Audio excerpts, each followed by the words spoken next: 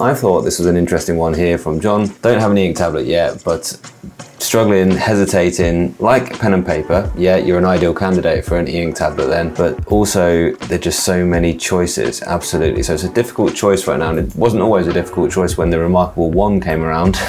That was the choice, really. Now, for a lot of you, go with the Remarkable Paper Pro for taking notes, doing all that it says that it's capable of doing, all that it's kind of intended for. It is pretty darn good. It does the job just fine. Talking about the prices and things like that, saving money, because actually I know £559 is what I paid for this basic, just the Remarkable with the basic pen, and I didn't actually get a book photo at this point. Actually, £559 is not a million miles away from some of the other tablets that are out there as well. I want to just talk first of all about the flashing. You can see it there as a change, and you'll notice it a lot more whenever it changes to color. So between black and white, I just want to say this now, that, you know, I've talked about the flashing in the first video I made. When you're just writing in black and white, there's no issue, because it doesn't refresh, it doesn't flash, it just looks black and white, and it's absolutely fine. But I think that when you're actually writing in color, that's when it does get a bit distracting. So if I pull up a color paintbrush here, and I don't know, write something in magenta, I'll just write magenta. It actually looks really quite cool when it's printing, but then it has to flash to make it magenta.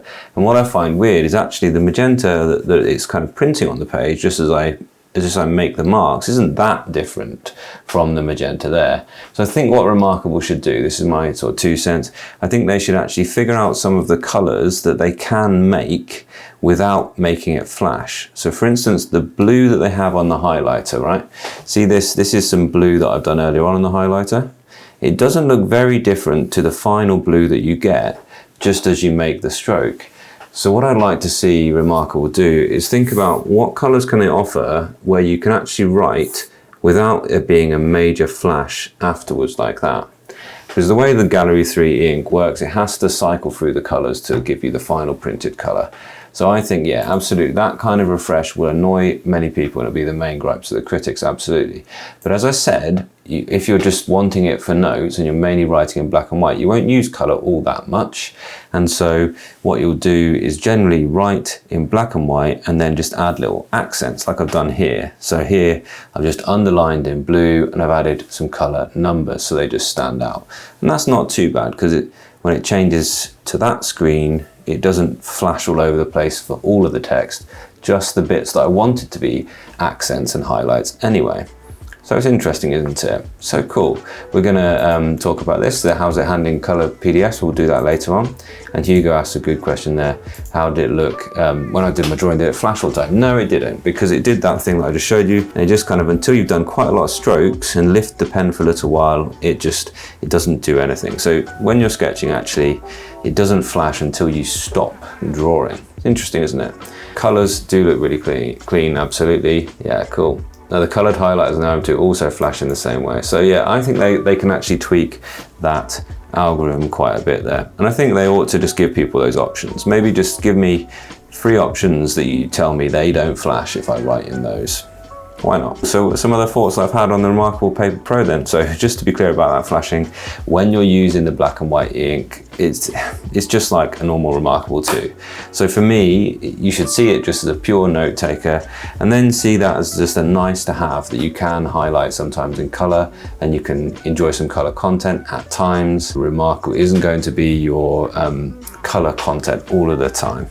So I would see it as being that. Just a bonus that occasionally you circle something in color or highlight in color, and a bonus that you can, when you want to look at something in color, PDF on here, you can do so. Now there has been, I talked also about yellowing of the screen in my first one. You can just see a little bit of a yellowing around there on the undo button. Well, that hasn't been all that distracting, and I haven't seen it across the whole page ever. It isn't something that is a major issue, I would say. It is a little bit, but we will see. But generally, by the way, the Gallery 3 ink screen is a little bit yellower than black and white ink. So if I can compare this, see the gray of the actual body is sort of reasonably neutral gray, and the actual Gallery screen itself is quite yellow. It's reflecting a little bit of my light above, but you can probably just see the yellowy nature of it there. So it is It's not just a nice warm grey. I've got the lights on there. You see they don't make that much of a difference in this well-lit environment. Talk about the lights a bit later. But it is just a bit of a yellower kind of background of the screen, and that's not all that pleasant, I must admit. But it's fine, it's not a major deal. So it's good that the yellow ghosting though has been pretty well controlled. Some other thoughts. Someone asked about sync, and I used the sync earlier on, and the Remarkable desktop apps are pretty good actually.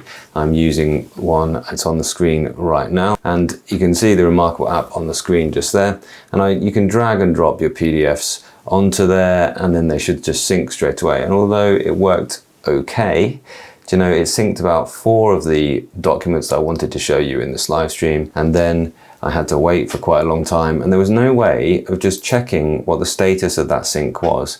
You know, most of the time there's a little indication telling you how it's going, how close to being 100% it is, and it wasn't the case with that. And it wasn't until much later when I actually put it on my hotspot on my phone when I took it out with me earlier on today, and it then decided to sync the last bit. So that was a bit temperamental, and you want to be able to rely on that synchronization. Through that desktop app, by the way, there is also screen share, which is another thing I'm not going to demonstrate today, but I'll go through all that in all the content I make on this. So it was a bit of a nuisance there that they just didn't give you that status indication, or a way of sort of refreshing the sync to say, can you try again? Can you make sure you've synced it? Because sometimes you want to drop the file and have it there straight away and know it's there. The light though, the light is not very bright, but it is quite soft. And I don't dislike the light. Unfortunately, there's only one color, but it is a neutral and quite a balanced color, so it's not a kind of cold light all of the time. And the colors on the screen look fine with it. And it's interesting, and you'll see this later on in content, but I'm not going to turn all the lights off in the room right now. But actually the light actually bleeds into the surroundings, which I don't like all that much. So it's kind of feels a bit more like it's a glowing object, rather than the way that really good front lights are. It just illuminates the screen as well. There is a light, it works, it's not very bright.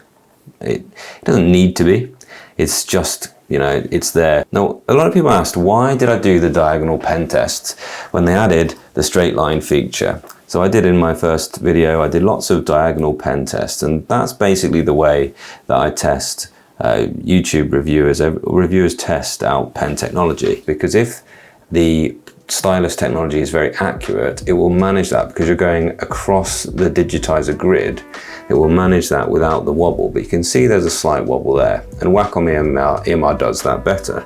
And people said, well, look, they've added this thing where you can hold it down, it makes it a straight line. Yeah, that's cool, that's fine, but I'm not so interested in the straight lines itself. Fine, you can make straight lines, but as an artist, I want to be able to draw accurately in all different directions at all different speeds. So that's just a test of doing that there. Julie's made a little point here. What about the high-pitched hissing sound? I haven't noticed it yet. There's a noticeable screech slurring when it changes the image page. I can't hear that. I don't know whether it's just in PDFs or here. And I've also heard that that's been confirmed as a thing by Remarkable. I meant to spend a bit of time getting really close to it with my ears and trying to listen for it, but I didn't do that. So I didn't hear it just then either. So it's something you're gonna notice if you look for it, I think. So the marker is good, but it isn't as good as the previous one, which was the Wacom EMR. Now the marker is very good for what it is though. And I said, well, it seems to me that USI styluses, they're the type of stylus that tends to be on the cheaper Android tablets, because you don't need a separate digitizer for it. They use the capacitive touch digitizer, it's my understanding of it in any case. And they tend to be on the cheaper of the tablets. So I was surprised to see that's what they've gone for here. It is working better than a lot of those cheaper tablets are. And for handwriting, it's really good. So whatever they've done, they have actually made it really quite good. And what I think it is, they've used some kind of stroke optimization, some kind of like, somebody's discussed in some of the comments that is some kind of like AI kind of understanding of where generally people's handwriting accelerates. So handwriting does look very neat.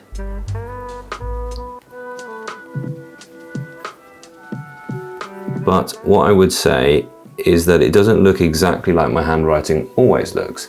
It looks how my handwriting looks, for instance, on the Google Pixel tablet, which also has a really good algorithm. In OneNote, for instance, it has a really good algorithm to actually accelerate around the kind of corners and sort of it's almost predicting where your pen's going to go next. And when you change direction, oh, you can really see it there, gosh.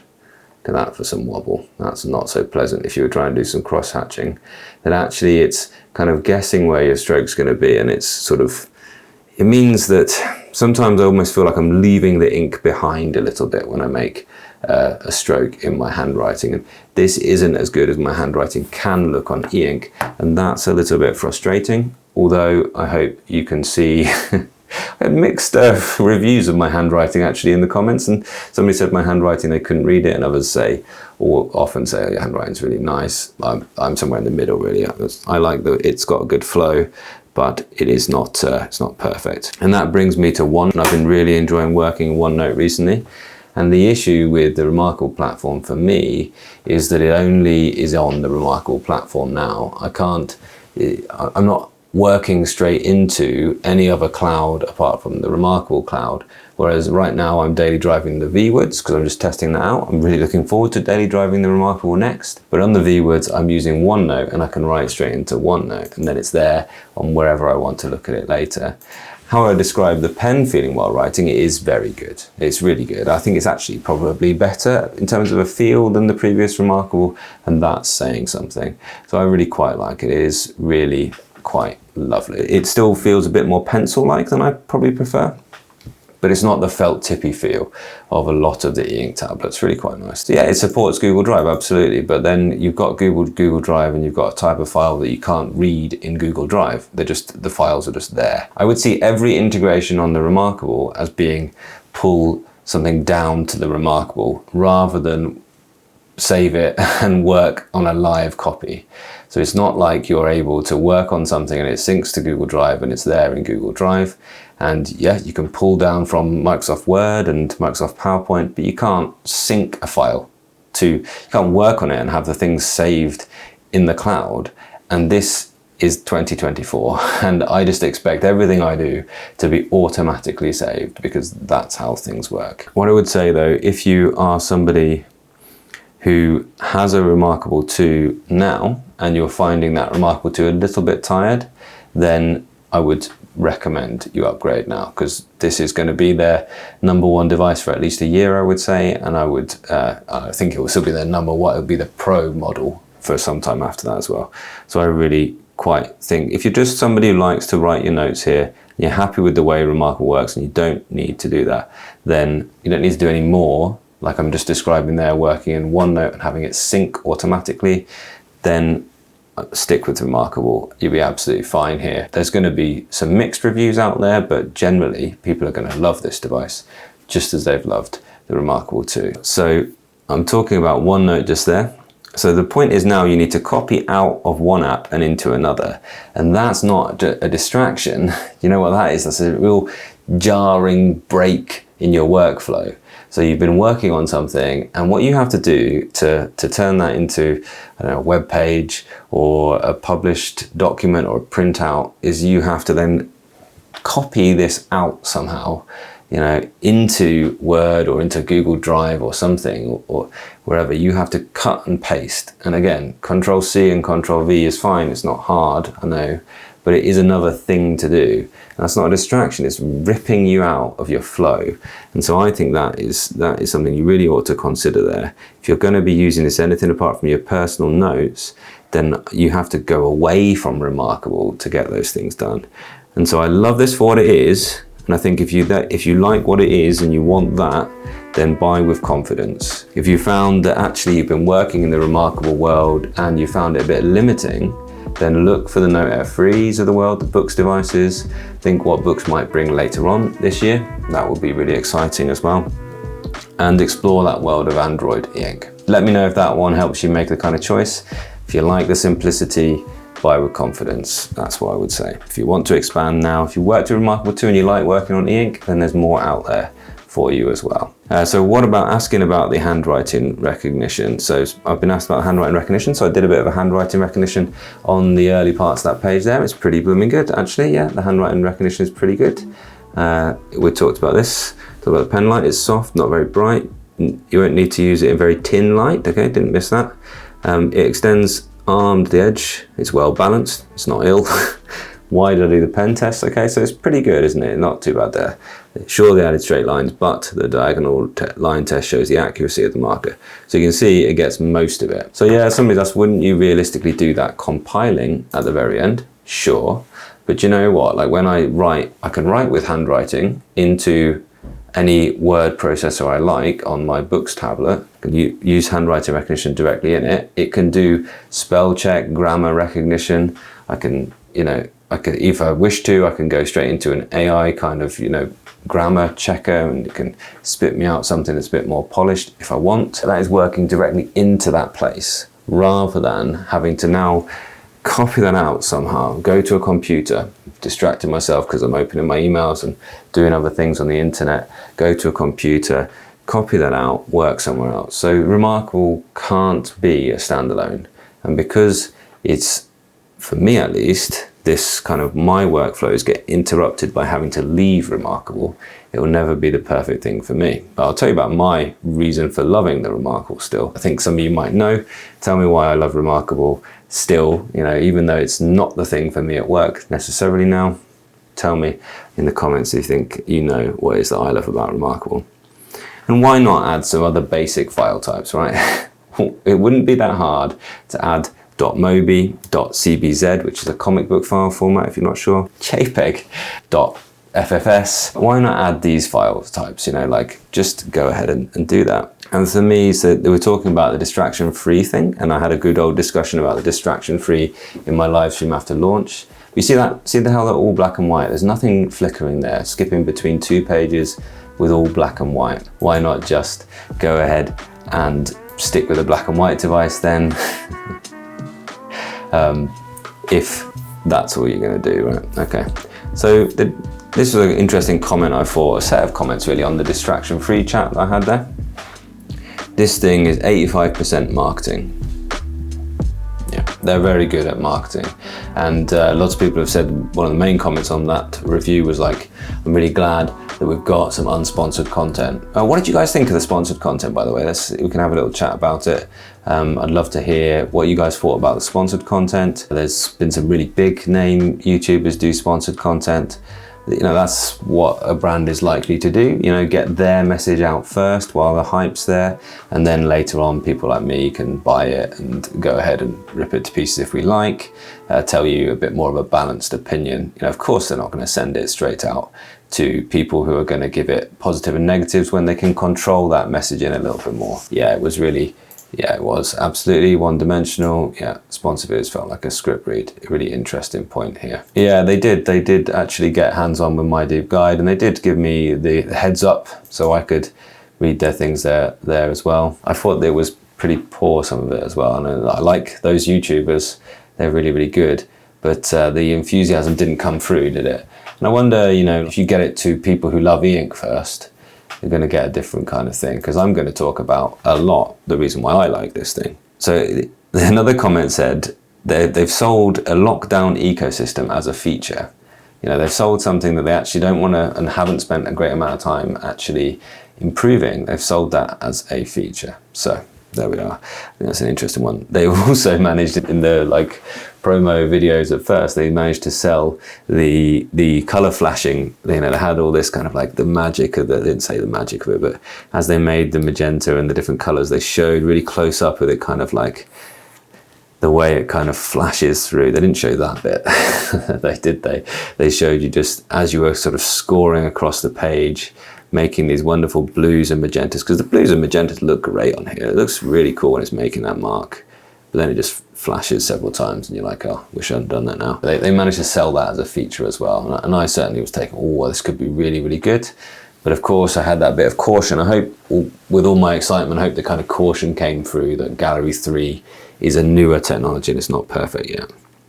And then somebody else said it's a really interesting point, distraction-free or distractions, attention seeking kind of computers, attention drawing is a real known issue, and it's been studied for a long time. It's not a new thing. And it's not just notifications. It's not just that there's no notification system on this, but it's just the possibility of connecting that gets you. It's about checking for that dopamine hit. And like, you know, it's been really exciting. And I've chosen, out of the 2 phones that I have at the moment, I've chosen to carry my distraction beast a bit more regularly recently, because I've been enjoying reading your comments and things as they go as well. So, you know, but this evening, just before this live stream, preparing for this live stream, I sat and I finished off the book that I was reading on the Kindle, Watchmen, and really enjoyed that on here. This is a color e-ink. This is an old Kaleido 2, not even that, I think, yeah, Kaleido 2 Plus, and really enjoyed finishing off here on the e-ink phone, knowing that I wasn't going to get interrupted or be tempted to just check, see how many views, how many comments were being made there as well. And this still looks really, really good. And you can see there isn't quite, when it changes the page in the Kaleido, there isn't quite, even on the color ones, there isn't quite the level of flashing. Bigme have done a really good job here with getting that screen to perform. But the Kaleido free screen on that phone will be brilliant later. Anyway, I got distracted there, didn't I? If you're not sure about that, read Digital Minimalism. And I think what it's really taught me, that book, is that I know now what I'm getting into. If I decide to take the fold out with me, I know that I'm going to be giving myself that distraction, that opportunity to be distracted.